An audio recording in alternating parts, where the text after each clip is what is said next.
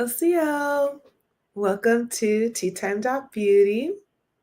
My name is Dani, and I am very excited to host us today, this morning, for our story time. Okay, so today is February 10th, Monday. Happy Monday.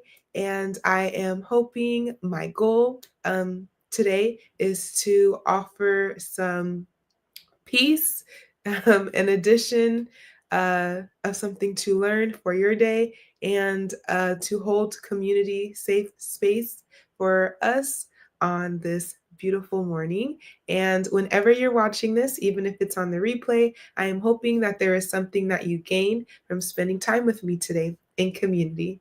So, know you are loved, you are welcomed here, and you are worthy of being poured into. So, with that, I will go ahead and share with you all a breath practice to welcome us into this space and this self-care, self-love time that we are offering ourselves today. So, diaphragmatic breath, or Durga Pranayama, is a breathwork practice that is a wonderful way to tap into your parasympathetic nervous system. So, for those of you who would like for me to explain what that is, it is your body's rest and digest. So, your parasympathetic and sympathetic nervous system are all a part of the autonomic nervous system. So, the sympathetic nervous system is our fight and flight response in our body, and the parasympathetic nervous system is the rest and digest. Today, we are practicing skills together, and we are going to learn about how we can attend to our parasympathetic nervous system, which would mean skills that will allow us to slow our heart rate, skills that will allow us to stimulate our digestive process, and skills that will allow us to facilitate recovery, allow our body to feel safe and calm to be able to engage in the healing and recovery process.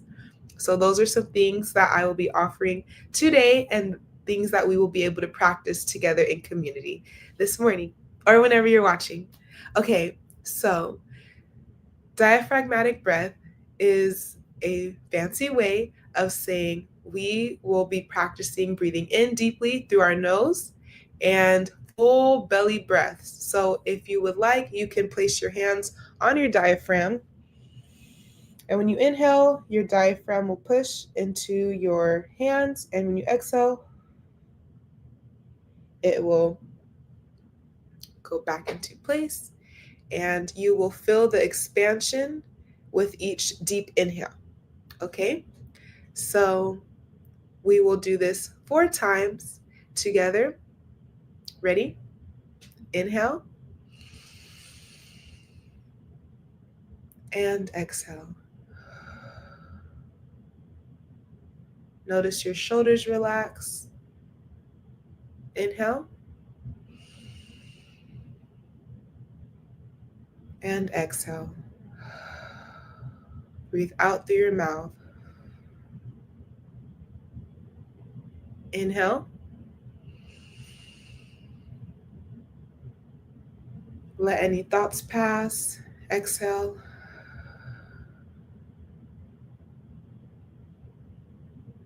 And let this last breath ground you into this present moment. Inhale.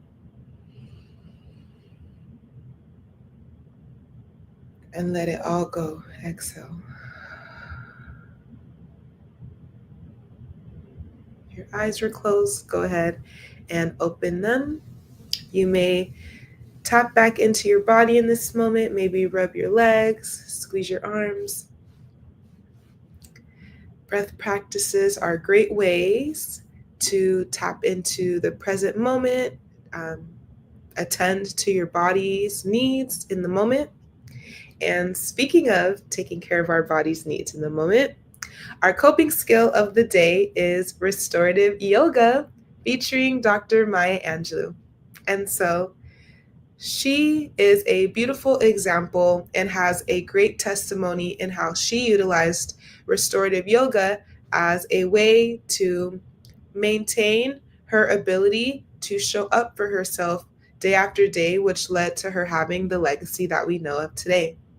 And so I will share more about restorative yoga after I share the coping skill. Okay, so incorporate gentle movement to reconnect with your body and release pent up emotions. Okay, so incorporate gentle movement to reconnect with your body and release pent up emotions. And so our story is the late, great Dr. Maya Angelou was not only an author, but also a lifelong advocate for healing through self care, using various forms of movement and spiritual practices to ground herself. Okay, so I will be sharing. I am a yogi, also for those who might not know, and I will be sharing what is restorative yoga, benefits of it, and then I will be sharing a asana, which will be Utkatasana, which is chair pose. And I will share with you, I will demonstrate with you how we can utilize this yoga pose in a um, convenient way. So if you have a chair, if you're sitting in a chair, you will be able to follow along, and this will might be useful for you that you can even practice it today. So, what is restorative yoga? Restorative yoga is who is it ideal for? First of all, it is ideal for all skill levels. So, even if you have never practiced something like this before, and even if you are intermediate or advanced or well practiced, or you've stepped away from your yoga practice and you would like to incorporate something that is accessible for you in your day to day life, this is for all skill levels and mental health. So, including various forms of trauma, PTSD, depression, anxiety, grief, injuries, and more. So, restorative yoga is beneficial for all skill levels and for all mental health.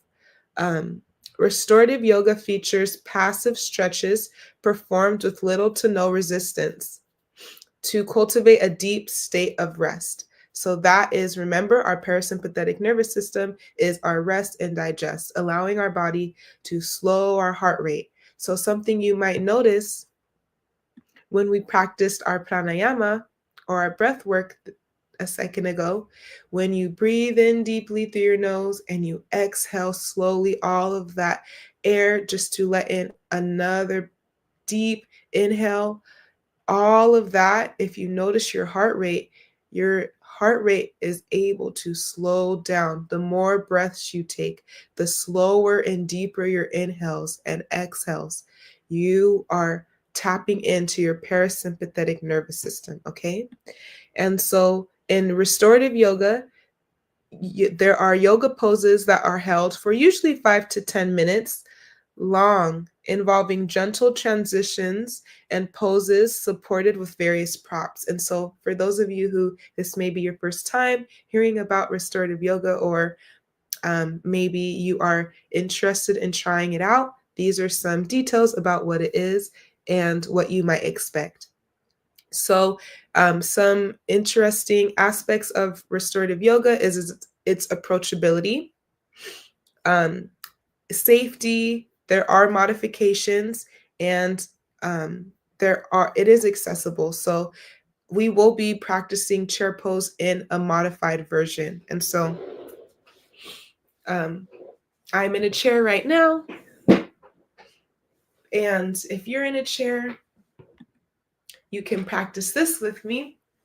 And so, we are going to sit up straight in our chair, and we are going to incorporate a twist. And so for some people, I want to have you be mindful of, you know your body best. And so please only practice what feels safe in your body, okay?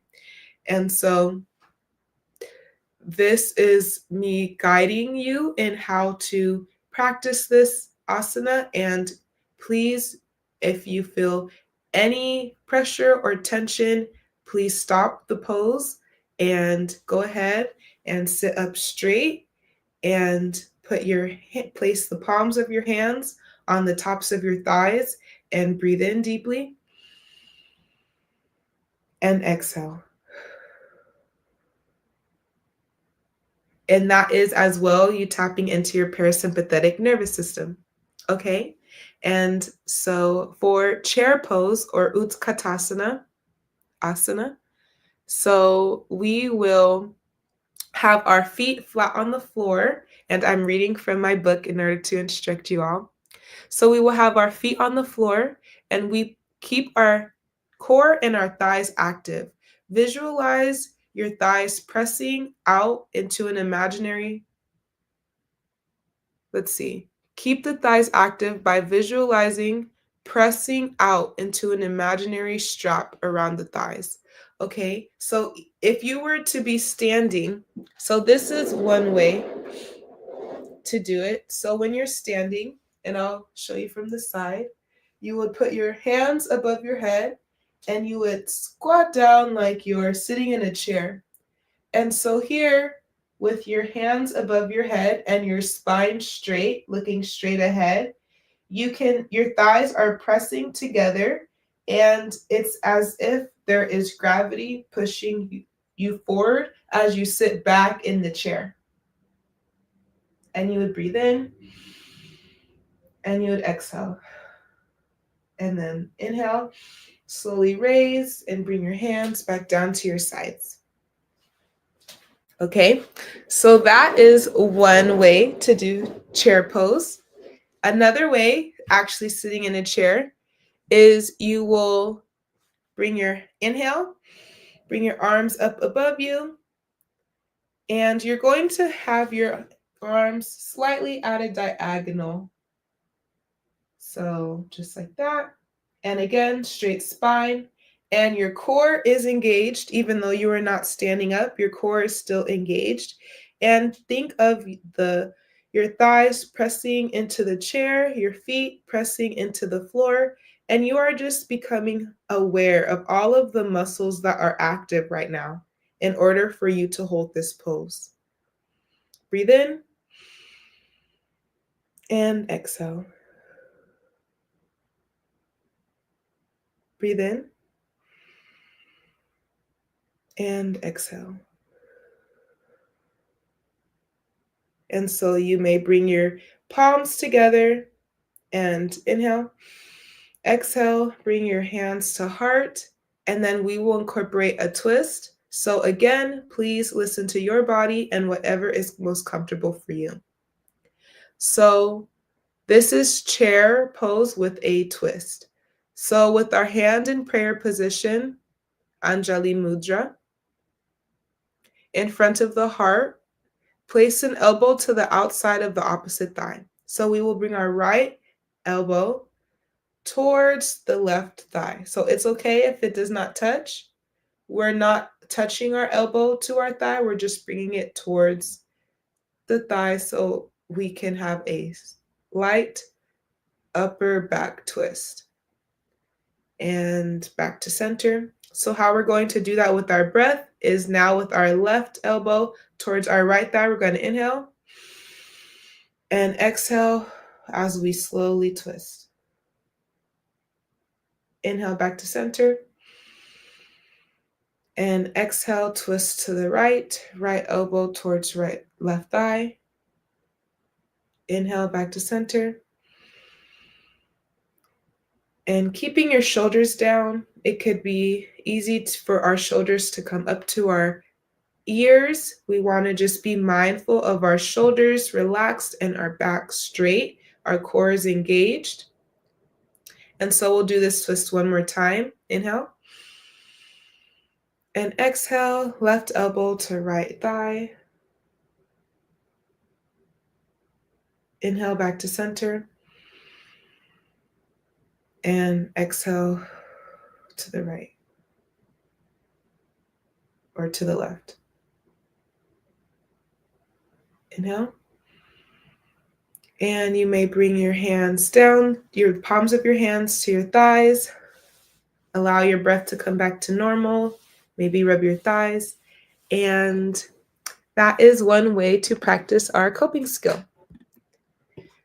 So that is restorative yoga. And that is one way that you may practice that in the convenience of maybe your desk, whether you're at work or whether you're at school or your dining room table. You may practice restorative yoga and chair pose, Utkatasana, whenever you are feeling like you have the space to take care of your body and tap into your parasympathetic nervous system, which again is that rest and digest. So that is a beautiful way to lead us into our chapter for today. So I will be reading to you Soothe Your Nerves by Dr. Neal-Barnett. We're on chapter 3, and our chapter today is titled The What Ifs. Okay. Thank you so much for being here with me, and like and subscribe if you have not already. Okay. Chapter 3, The What Ifs. Like most Black women, I come from a large, extended family. Each member is unique and memorable in his or her own way. But the most memorable would have to be Aunt Pooh, my grandfather's youngest sister. She had been living up north for 30 years, but still retained many Southern traditions. She dipped snuff. She sprinkled salt over her doorways. She always had a hat on her head, and she was never without her purse. But none of those things make Aunt Pooh stand out in my mind. What makes her so memorable is what happened every time anyone asked her how she was doing. Child, she'd say, I's doing poorly. Then, before the person had a chance to respond, she would launch into a litany of all the things that were wrong or could go wrong in her life. The weather had turned cold. And what would happen if the coal company ran out of coal and they used up all the wood in the fireplace? The price of greens had gone up 10 cents. And what if they went higher? She might not be able to afford them, and she always had greens for Sunday dinner. What if the mill closed down and Silas, Aunt Pooh's husband, was forced to walk the streets begging for work? What if she had to go back to work cleaning houses? She'd go on like that for 10 minutes. By the time Aunt Pooh got through telling you how she was doing, you were feeling poorly. Aunt Pooh was a chronic worrier. Her mind was so full of what ifs, she could never tell you what was. She was always worried about something. Whenever we were at a family gathering and Aunt Pooh was going on about her worries, Silas would gently interrupt and say, Pooh, baby, worry is a luxury Black folks can't afford. Every once in a while, at a family gathering, Aunt Pooh's worries would make her so tense and nervous that she made those around her tense and nervous. Sometimes it got so bad, you could feel the negativity in the air. When this happened, Silas would simply suggest it was time to leave, go get the car, and take her home. I don't know what he did when he got her home. I just know all the adults would breathe a sigh of relief when they left. Aunt Lil would say Silas had the patience of Job, and everyone would nod their head in agreement. Aunt Pooh died when I was 10. The official cause of death was heart failure, but to this day, my sister, Betsy, maintains that Aunt Pooh worried herself to death. Generalized anxiety. Women who engage in constant what-if thinking have a generalized, free-floating form of anxiety. Similar to Aunt Pooh, they worry about things before they happen and after they happen. The worry is excessive, unnecessary, and has little basis in reality. This constant state of worry produces a great deal of physical and emotional tension. In fact, when you meet a Black woman with generalized anxiety, you can almost see the waves of tension and anxiety emanating from her. Aunt Pooh is that way. It seemed to me that she was always in a state of constant motion. Her hands were always moving, fiddling with the buttons or safety pins on her clothing. She rarely stood still, but shifted her weight from side to side, and I never saw her sit down for more than 5 minutes. Aunt Pooh radiated nervous energy. Women with generalized anxiety have engaged in what if thinking for a long time. When you ask them how long, they'll reply, as long as they can remember. This was certainly true for Aunt Pooh. Relatives who grew up with her recalled that she had always been a worrier. Pooh ain't changed in 50 years, Aunt Lil would say to anyone within earshot. She's been this way ever since we were kids. When you have been an excessive worrier most of your life, worrying becomes as natural as breathing.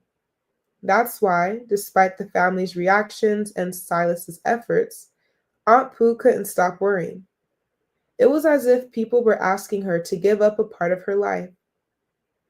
She wouldn't have known what to do if she stopped. The same is true for most women with generalized anxiety. Worry is so much a part of who they are that to ask them to simply give it up is like asking them to cut off an arm or a leg. They will refuse to do it. Do Black women worry? An ongoing debate among anxiety experts is whether Black women are less likely to experience generalized anxiety than other women. Black women, these experts suggest, may simply experience life in America as generalized anxiety, learn to cope with it, and continue on with their lives. Those who are not experts in anxiety espouse the same premise as well. In the controversial book Black Macho and the Myth of the Superwoman, author Michelle Wallace writes that a Black woman does not have the same fears, weaknesses, and insecurities as other women, but believes herself to be and is, in fact, stronger emotionally than most men. This behavior, described by psychologists and non psychologists alike, is at the core of the definition of the strong Black woman. Certainly, throughout our history in America, many a Black woman, from the famous to the not so famous, has taken this approach. All the same, to suggest that being Black and female in America is synonymous with generalized anxiety and that Black women just cope with it is to build upon a stereotype and do a disservice to those who don't fit the mold. After interviewing hundreds of Black women and surviving numerous family outings with Aunt Pooh, I can say as an anxiety specialist and as a niece that Black women experience generalized anxiety. The problem is we just won't admit to worrying, and worry is the major component of generalized anxiety. Instead, we will say, it bothers me a lot, or it concerns me a lot, or I think about it a lot, or I dwell on it. I've heard these statements so often. I'm beginning to wonder if there is a segment of the Black female population that has banned the word worry from their vocabulary. What do Black women worry about? The answer depends on how you ask the question. You already know that if you call them worries, some Black women will deny that any exist. But when you ask about concerns or things that bother them a lot, most Black women will list the following items: 1. Money. 2. Work or discrimination on the job. 3. Children. 4. Romantic or marital relationships. 5. Housing. Mortgage, adequate housing. A Black woman with generalized anxiety worries about all these things and more. She spends an inordinate amount of time dwelling on the concerns. It is as if she has an extensive collection of what if tapes playing in her head of all the things that could possibly go wrong, and what if everything that could go wrong did go wrong. Psychologists call these what if tapes catastrophic thinking. Black folks call it doom and gloom and say, I know she's your friend, but dag, I can't stand her negative thinking. What's up with worry? Lakeisha and Lanisha were identical twins, but were polar opposites. Lanisha was outgoing and upbeat. Lakeisha was a worrywart. If you looked at them, you couldn't tell who was who, but when you listened to them, it was very easy to tell them apart. Now, at 29, Lakeisha's what if thinking has gotten so bad a rift developed in the close bond she and Lanisha once shared. Lanisha read about a workshop series I was doing on anxiety and persuaded Lakeisha to accompany her. I know she's my twin and I love her, but what's up with all the worry? Complained Lanisha. It's getting to the point that even I can't stand to be around her. Lanisha's question is an important one. What is up with worry? What purpose does it serve? As it turns out, a very useful one. Excessive worry allows you to avoid dealing mentally with the situation. Avoidance, whether mental or physical, is a coping mechanism, although in most cases it is not a very good one. Countless studies have shown that when you worry, a mental action, you experience less physical arousal and expend less physical energy than you do when you actually deal with the situation. In potential anxiety provoking situations, some women prefer the low arousal of worry to the high arousal associated with either physically fleeing or facing the situation. But there is a price to pay. Too often, worry results in indecision and inaction. You are so consumed with what ifs that you don't take the steps to make the changes you want or attempt to engage in the activities you want to engage in. As a result, you miss many opportunities and end up watching as others get the love, friendship, respect, financial security, and accolades you say you desire. As a woman with generalized anxiety, you get caught up in a negative cycle. Seeing someone else receive what you want confirms that you were right to worry. Therefore, you increase what you worry about and the amount of time you spend worrying. The more this happens, the more you worry. You fail to realize that what happened is that your worry produced indecision, which in turn produced inaction.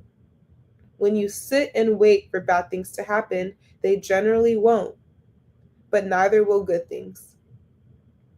Lakeisha was a receptionist at a small corporation. Trained as a secretary, her secret desire was to be an administrative assistant to the corporation's vice president. The position soon became available. When the job was posted, Lakeisha immediately began to worry that she wouldn't get the position. Then she began to worry that if she got the position, she wouldn't have the skills to keep it.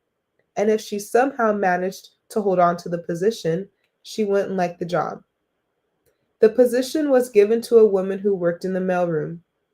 See, Dr. Barnett, I told you I wouldn't get it, she said. Yes, you did tell me that. But, by the way, did you apply for the position? I asked.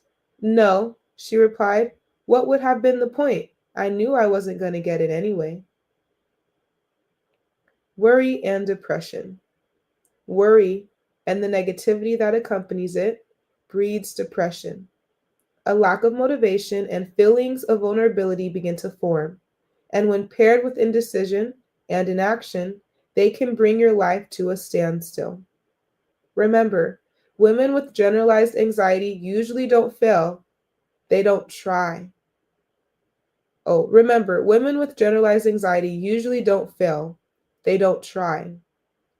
However, they misinterpret the inaction as failure. Like Lakeisha, they soon see no point in trying. Helplessness, hopelessness, and worthlessness set in. Worry as protection. A small but significant number of women with generalized anxiety believe worry protects them.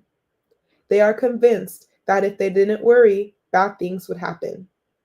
Excessive worry for these women serves the same purpose as a lucky rabbit's foot. In my teens and 20s, I was actively involved in the latter. Oh, in theater. I was actively involved in theater. I did it for fun, but several women involved in the company were extremely serious about it. One of these women, Jill, was a chronic worrier. One of the many things she worried about was acting. She worried from the time auditions were announced to the time the curtain rose on opening night. It was difficult acting with Jill. On stage, she was brilliant, but offstage, her worry and tension made other actors want to slap her. I must admit, the thought did cross my mind a time or two. No one ever did. They just talked about her. Jill went on to develop a respectable professional career in regional theater. Recently, I ran into her in Chicago. As we chatted about our careers and families, Jill said, "Remember how everyone used to talk about how much I worried?" "Yes," I replied. "Well, in a sense, if it wasn't for worry, I wouldn't be where I am today. But sometimes I wonder how much further I'd be if I didn't worry." Worry and physical illness. Contrary to my sister Betsy's belief, worry did not kill Aunt Pooh, and there are no documented cases of any Black woman worrying herself to death. Worry can, however, make you sick. Indeed, most women first seek help for the physical discomfort that is partly created by generalized anxiety, rather than the worry itself. Most physical disorders associated with generalized anxiety occur in the stomach region and include ulcers and irritable bowel syndrome. Ulcers are sores or holes in the lining of the stomach or the beginning of the small intestine. Excessive worry does not create an ulcer. New research has shown that a bacterium creates ulcers. However, worry and the inaction associated with it may make an ulcer worse. Worrying about all the possible diseases an ulcer might be can cause a delay in seeking a diagnosis. The possibility exists that generalized anxiety and the behaviors associated with it may place you at a higher risk to contract the bacterium that causes ulcers. Irritable bowel syndrome is an illness that may not be familiar to many of you who even thought it is a fairly common disorder that involves gas pain, bloating, constipation, or diarrhea. In severe cases, individuals experience an emptying of their bowels or incontinence. As you can imagine, many women with IBS are reluctant to interact socially, fearing that they may not be able to find a restroom quickly. The pain and embarrassment caused by IBS often increase the amount of worry and anxiety women experience. So much attention is given to the symptoms of the disorder that many women neglect to mention the free floating anxiety and worry that are also taking place. To their credit, more and more physicians are aware of the relationship between IBS and generalized anxiety and are routinely assessing for this anxiety difficulty among women who come in with irritable bowel problems.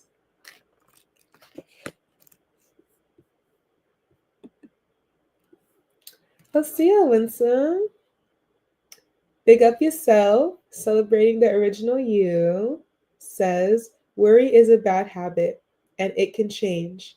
Choosing not to worry is creating new neural pathways that support finding productive solutions. But of course, it takes practice. Beautiful. Thank you so much for that. Thank you so much for sharing your wisdom and for being here and watching and listening along. Thank you so much for your wisdom, Winsome. Yay! And we will be collaborating, y'all, together this Friday.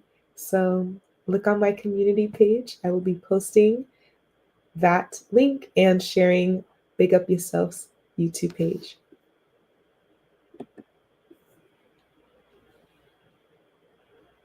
Mavis was voted the girl most likely to have an ulcer at 21 by her high school class.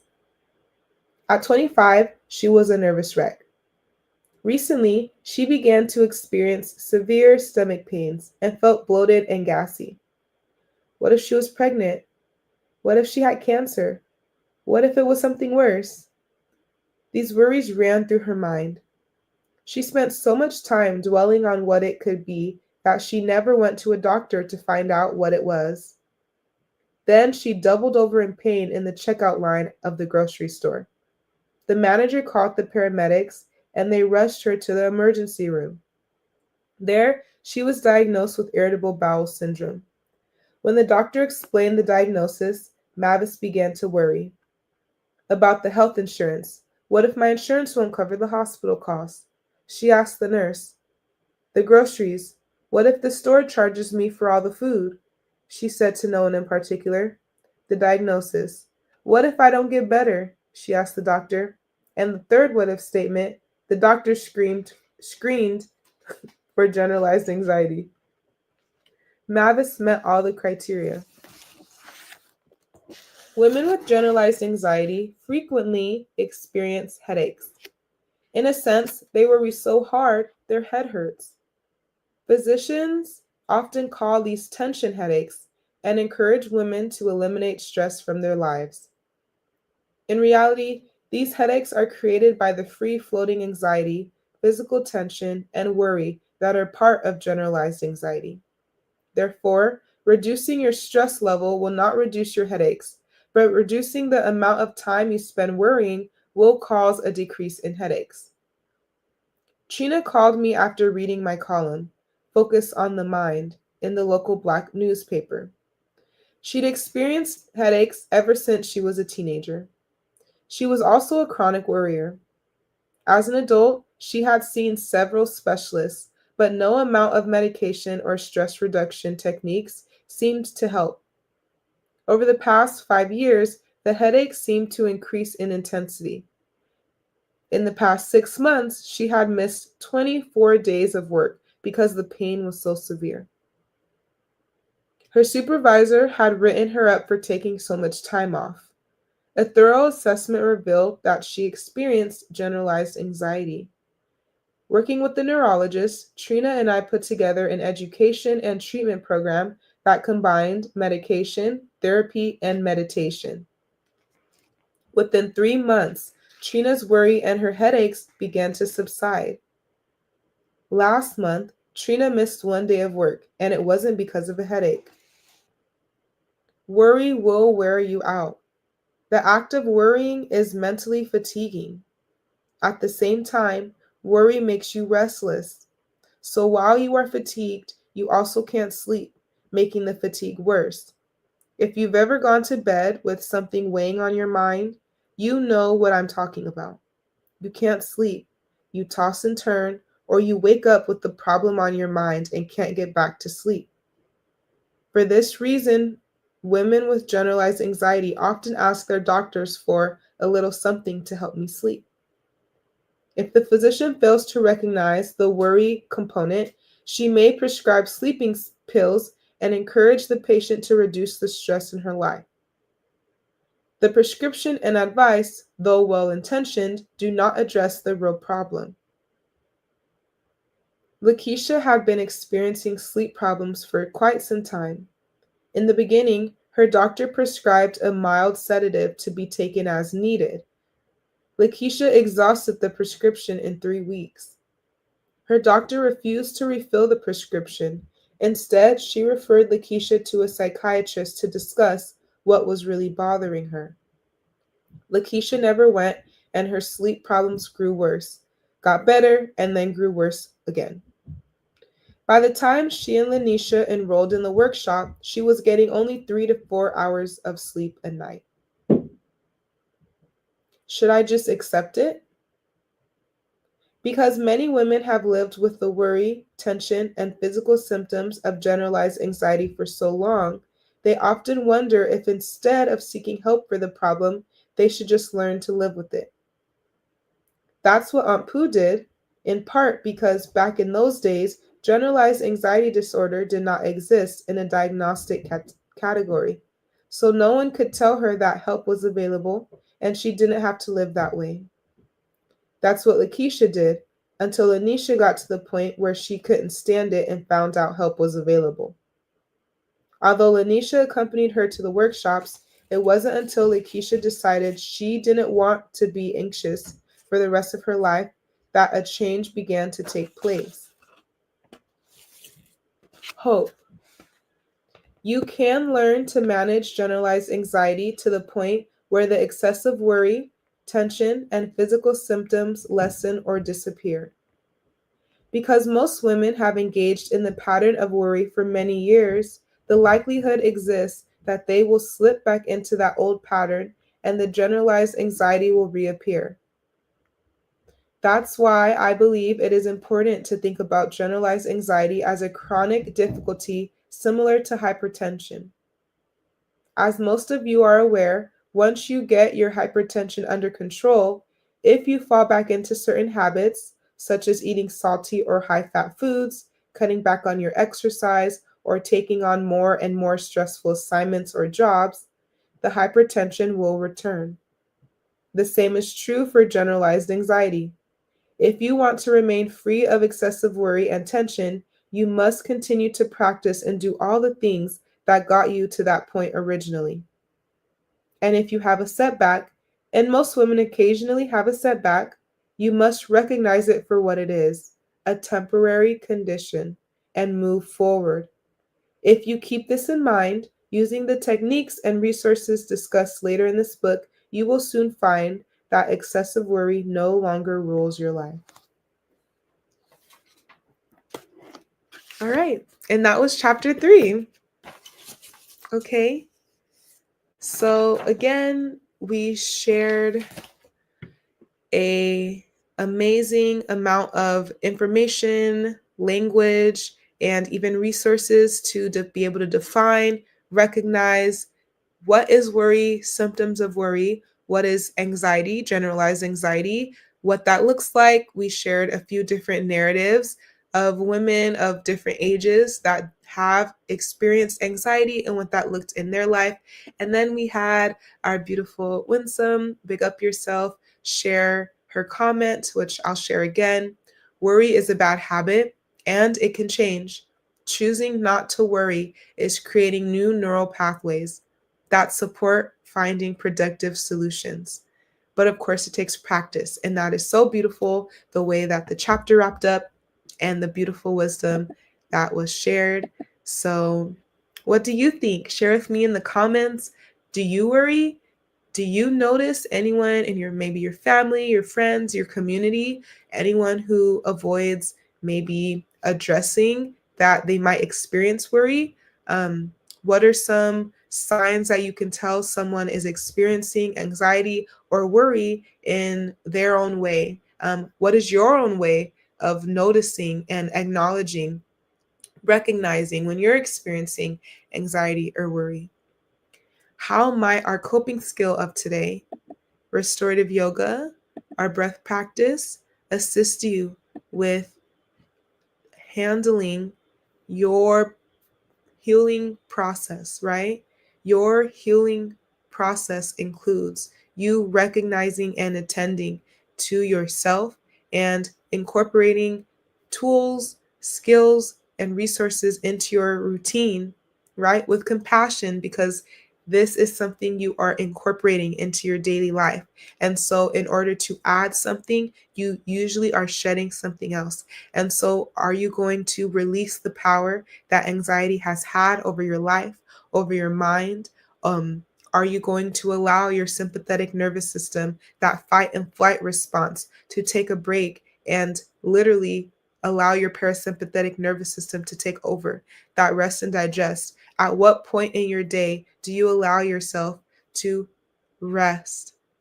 When are you allowing your body the time to work towards slowing your heart rate? It'll do it for you. What kind of safe space are you creating for yourself to tend to any symptoms that worry and anxiety is that you're experiencing, right? Any experiences that are decreasing your quality of life, you are worthy of attending to those. You are worthy of receiving support and accessing resources that will assist you with that. Okay? It takes community to take care of self a lot of times, okay? It is up to you to want that change, and it's also what community resources and support do you have access to as you are courageously taking this bold step to take the power that you have within you back, right? So let's go ahead and practice our breath work again, Dirga Pranayama. So again, this is the diaphragmatic breath. We're breathing in deeply through our nose and exhaling through our mouth. So we'll do this 4 times. I am sitting in a chair. If you are standing, if you are multitasking, I encourage you to practice this whenever is comfortable and safe for you, and as long as your heart desires. So again, this is the diaphragmatic breath where we breathe in through our nose deeply and we're breathing out through our mouth. So think about how you are taking care of yourself and offer yourself gratitude with each breath. We will do this 4 times. When you're ready, if you would like to close your eyes, you may, if you're in a comfortable environment and safe environment to do so, or you may look at the tip of your nose, again, if that is safe for you to do so in this moment. Ready? Inhale. And exhale.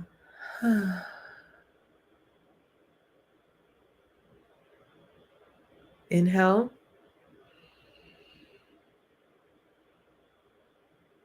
And exhale. Notice any tension you might be holding in your body. Inhale.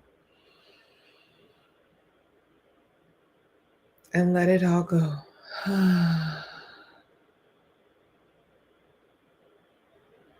Last one. Inhale your gratitude for yourself.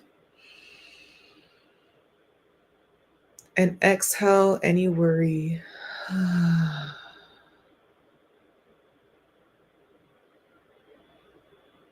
Allow your breath to return to normal. Open your eyes if they were closed.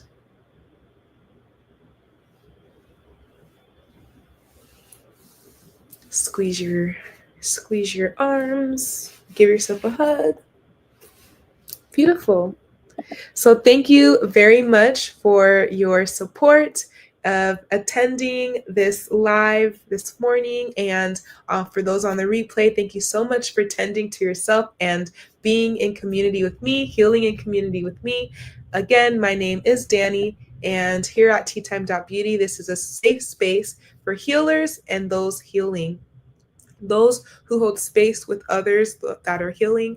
This is for us to be able to access community where we can be seen, heard, welcomed, and affirmed that all that you desire, you are worthy of.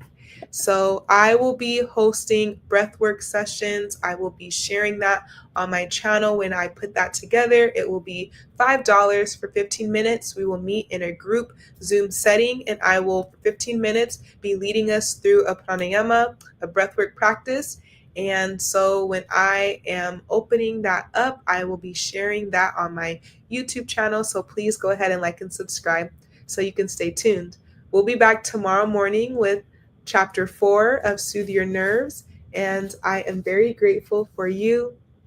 Please look into restorative yoga, which was our coping skill today, and see how this might be of use and maybe another addition to your toolkit of wellness resources. So until next time, I will see you soon. Take care. Wado.